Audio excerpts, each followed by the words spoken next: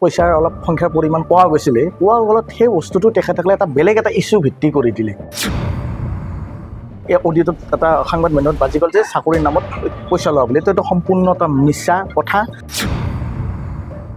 যেটো audio viral হৈছে এই অডিওটো ভাইৰেল বুলি নকওঁ কিছুমান দুষ্টকাৰী মোৰ অডিওটো ভাইৰেল হ'লে কিছুমান সংবাদ মাধ্যমত বজাইছে আসল কথাটো হ'ল যে আমাৰ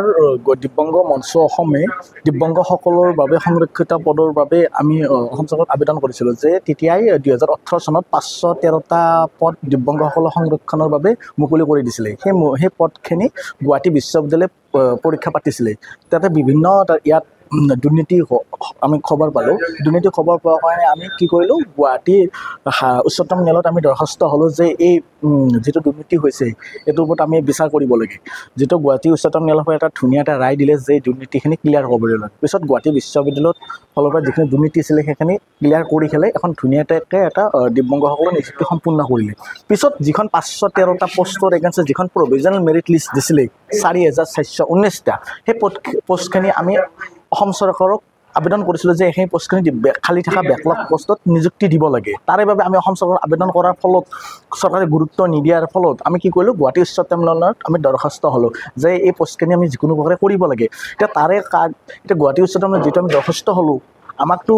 এজন এডভোকেট এজন প্ৰয়োজন এডভোকেটৰ যিটো মাননি ফিজ থাকে সেই ক্ষেত্ৰত আমি দিব্যাংগ মঞ্চ অসমে এখন নলবাৰীত এখন সভা আয়োজন কৰিলোঁ সভাখনত আমি এটা প্ৰস্তাৱ ল'লোঁ যে আমি যিটো উকিলৰ মাননি ফিজ আছে সেই মাননি ফিজখিনি আমি সকলো দিব্যাংগ ভাই ভনী লগ লাগি সংগঠনৰ ফালৰ পৰা লগ লাগি আমি এই মাননিটো দি হ'লে কেছটো চলাই নিম